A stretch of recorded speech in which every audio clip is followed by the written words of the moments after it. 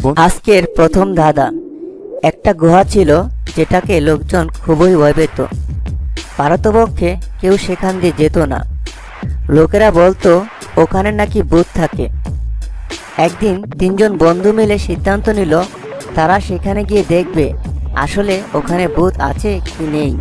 তারা সেখানে গেল এবং সিদ্ধান্ত নিল তিনজনই সবাই সবার হাত ধরে গুহার ভিতরে প্রবেশ করবে, তাহলে তারা ভয় কম পাবে। তিনজনই গুহার ভিতর প্রবেশ করলো এবং খুবই আনন্দের সাথে গুহার অন্য মুখ দিয়ে বের হয়ে আসলো। প্রথম ছেলেটি বলছিল, এটা খুব ভালো হয়েছে যে আমরা সবাই হাত ধরেছিলাম আর আমি মাঝখানে ছিলাম, তাই আমার ভয় কম লেগেছে। দ্বিতীয় ছেলেটি বলল, আমারও ভয় লাগেনি। তৃতীয় ছেলেটিও বলল, আমার ভয় লাগেনি, কারণ আমিও তোমাদের মাঝেই ছিলাম। কিন্তু হঠাৎ তারা তিনজনই প্রচণ্ড ভয় পেয়ে গেল। কিন্তু কেন? তারা তো সবাই সুস্থ সবল দেহ নিয়ে গুহা থেকে বের হয়েছে, কিন্তু তারা কেন ভয় পেল? বন্ধুরা, তোমরা কি বলতে পারবে? তোমরা যদি জেনে থাকো তাহলে উত্তরটি অবশ্যই আমাকে কমেন্টে জানিও।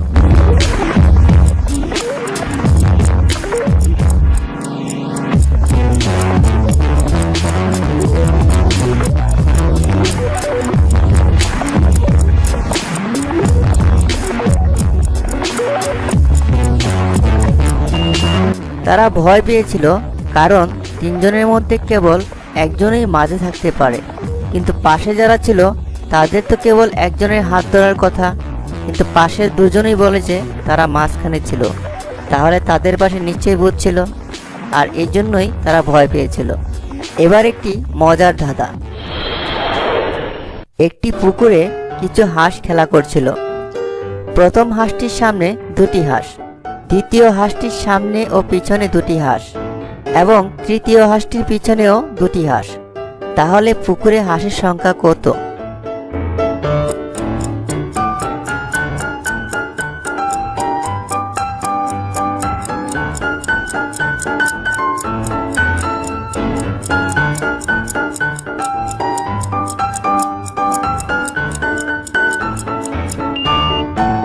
বন্ধুরা, এখানে হাঁসের সংখ্যা 3টি। আজকের তৃতীয় ধাঁধা। স্ক্রিনে তোমরা দুজন মহিলা দেখতে পাচ্ছ, যারা প্রত্যেকে একটি করে বেবি স্ট্রলার নিয়ে দাঁড়িয়ে আছে। তোমাদেরকে বলতে হবে এদের মধ্যে কোন মহিলাটি ধনী।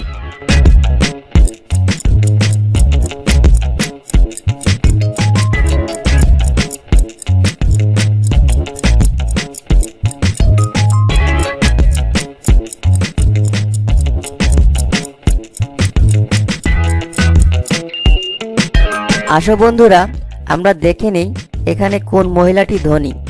এই প্রশ্নের উত্তরটিতে অনেকেরই অনেক রকম মতভেদ থাকতে পারে, তবে আমার কাছে যে কারণগুলো মনে হয়েছে সেগুলো তোমাদেরকে বলছি। তোমরা যদি ভালো করে লক্ষ্য করে থাকো তাহলে দেখবে এই চিহ্নিত মহিলাটি একটি নীল রঙের পোশাক পরে রয়েছে, কিন্তু পোশাকটির পিছনে এখনও প্রাইস ট্যাগটি রয়ে গেছে। তার মানে এই পোশাকটি সে কারো কাছ থেকে উপহার পেয়েছে। এছাড়াও সে যে বেবি স্ট্রলারটি নিয়ে যাচ্ছে সেটা খুব দামি মনে হলেও আসলে সেটা কম দামি, কারণ তোমরা খেয়াল করলে দেখবে সেটার একটি অংশে উপরের ফলস চকচকে স্বর্ণের কভারটি সরে গিয়ে সেটার আসল রূপ বের হয়ে আছে। তাই আমার কাছে মনে হয়েছে এখানে বিচিহ্নিত মহিলাটি ধনী। বন্ধুরা, তোমাদের মতামতটিও কিন্তু অবশ্যই আমাকে জানাবে। চলো বন্ধুরা, পরের ধাঁধায় চলে যাই। স্ক্রিনে তোমরা কতগুলো ইমোজি দেখতে পাচ্ছ। এখানে দুটো ইমোজি হুবহু একই রকম। তোমাদেরকে খুঁজে বের করতে হবে কোন দুটো ইমোজি হুবহু একই রকম।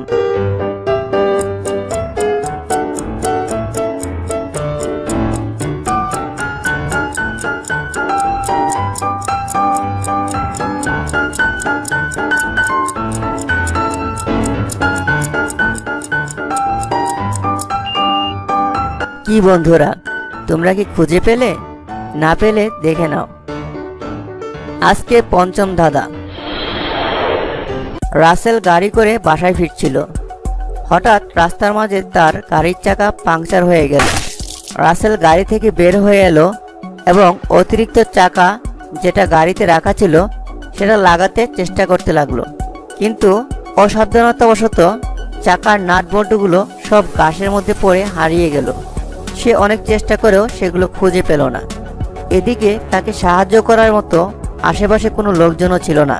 কিন্তু কিছুক্ষণ পর দেখা গেল রাসেল ঠিকই চাকা ঠিক করে বাড়ির দিকে চলে গেছে। কিন্তু কিভাবে সেটা সম্ভব হলো? রাসেল কিভাবে গাড়ির চাকাটি ঠিক করতে পারলো? বন্ধুরা, তোমরা কি বলতে পারবে? তোমাদের যদি উত্তরটি জানা থাকে তাহলে কমেন্ট করে জানিয়ে দিও।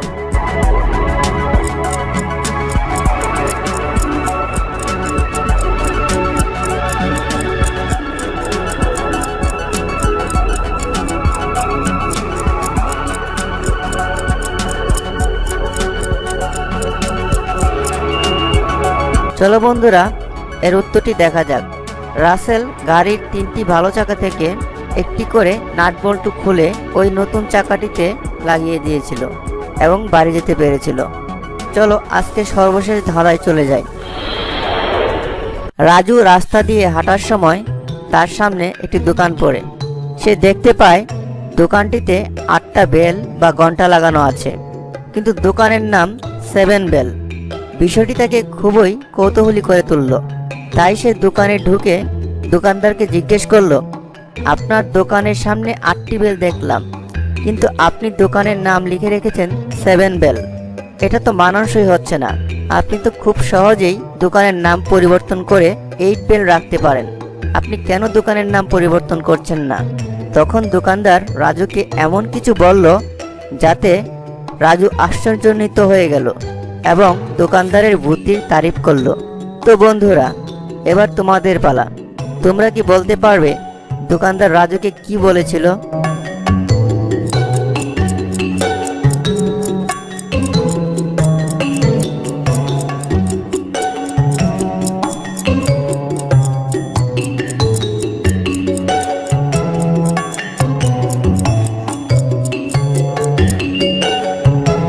দোকানদার রাজুকে বলেছিল, আপনি যে কৌতূহলের জন্য আমার কাছে এসেছেন, একই কারণে আমার দোকানে প্রতিদিন অনেকেই আসে এবং তারা সবাই কিছু না কিছু আমার কাছ থেকে কিনে নেয়, যার জন্য আমার ব্যবসাটা ভালোই চলছে। তাই আমি কেন দোকানের নাম পরিবর্তন করব? আর এজন্যই রাজু অবাক হয়ে গিয়েছিল।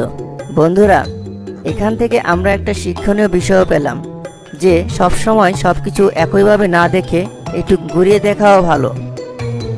বন্ধুরা, ভিডিওটি ভালো লাগলে একটি লাইক দিও আর নতুন দাদার ভিডিও